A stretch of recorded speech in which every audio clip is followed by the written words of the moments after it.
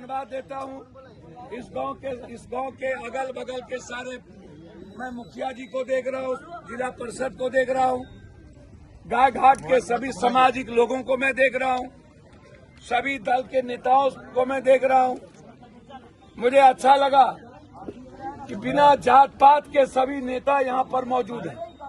मुजफ्फरपुर से खबरा के मुखिया जी से लेके इधर सरपंच उरपंच सभी लोग, प्रमोद जी दूर से सभी लोग, सीभर से सब लोग यहाँ हैं। इबन औराई के मुखिया जी भी यहाँ, हमारे सीतामढ़ी से सब लोग आए हुए हैं। ये लड़ाइयों को सदन में उठाने दीजिए। तो कई बजट कई बिल था जिसके चलते उन्होंने कहा इसको आप सोमवार को उठाइए। हमने कहा कोई एक घटना बिहार की घट नहीं रही। लगातार हम 3 दिन पहले भी छपरा गए थे, जहां एक बच्ची का बलात्कार करके मार दिया गया। उसी रात हम सहरसा में 12 गोली, एक रोहित झा को गोली मार दिया गया, हम वहां थे। और अभी हम दिल्ली गए थे कि जागेश्वर राय जी, जगतवीर बाबू सामाजिक लोग रहे हैं। मुझे सबसे ज्यादा दुख किस बात का पहुंच रहा है, एसपी साहब न्यायप्रिय आदमी या निष्पक्ष होने की जरूरत है। रात के 12 बजे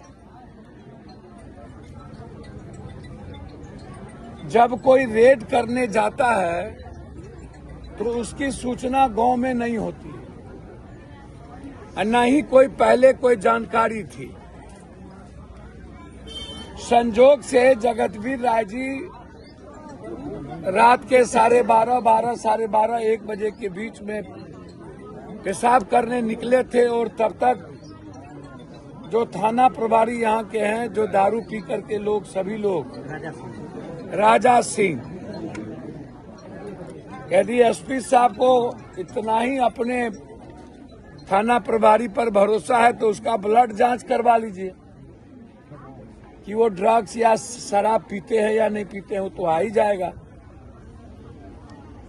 शराब वो लेते हैं कि नहीं। इसके पहले भी इन्होंने कई तरह की घटनाएं गलत तरीके से रसूखदारों के नाम पर ये कई घटना कर चुके हैं,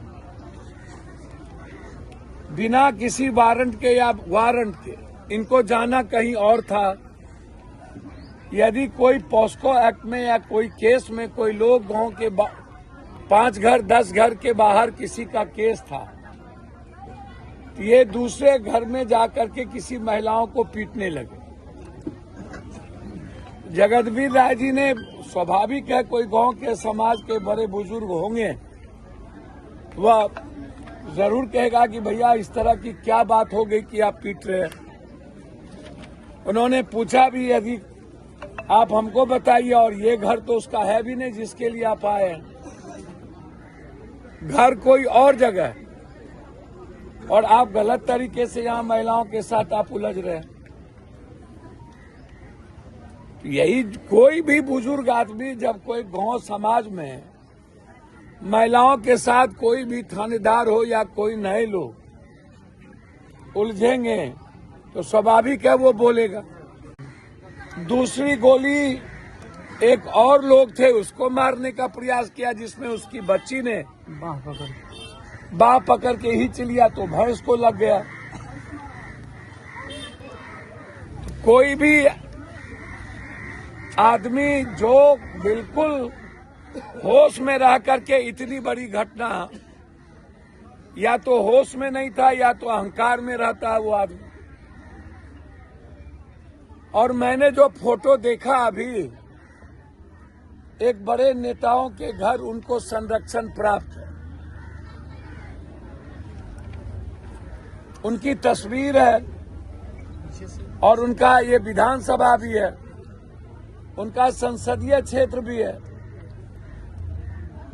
उनको इतनी बड़ी लोकतांत्रिक व्यवस्था को खत्म करने वाली ताकत उसको जात पात में नहीं देखा जा सकता। और हम बार बार इस बात को कहते हैं, यदि समाज का नेतृत्व यदि कमजोर कायर लोगों के हाथ में चला जाए, वह समाज का इतिहास धीरे धीरे खत्म होने लगा। हम लड़ना छोड़ दिए, हम संघर्ष करना छोड़ दिए, हम मरने की तैयारी करना छोड़ दिए।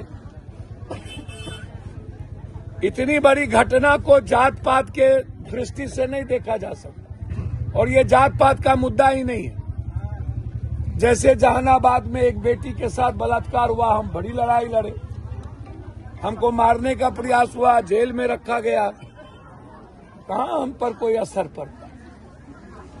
वो पता नहीं था मुझे किस जात का बेटी है, बाद में पता चला भूमिहार समाज की बेटी है। हम आज तक लड़ रहे हैं उसकी लड़ाई, कोर्ट जा रहे हैं, सभी जगह वकील किए हैं और सुप्रीम कोर्ट तक लड़ेंगे। हम छोड़ेंगे नहीं किसी को। हम जानते हैं इस केस में उस बेटी के बलात्कार में कौन कौन लोग हैं। उसको मारा गया और डॉक्टर के द्वारा मारा गया, हमको सब कुछ प्रूव्ड है।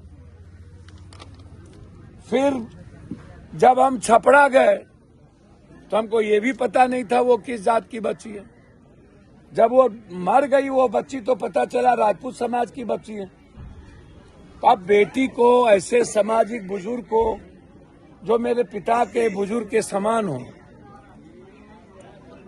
उसको भी जात पात में दृष्टि से देखा जाए और जनप्रतिनिधि लोग देखने लगे तो फिर कुछ नहीं बच जाता।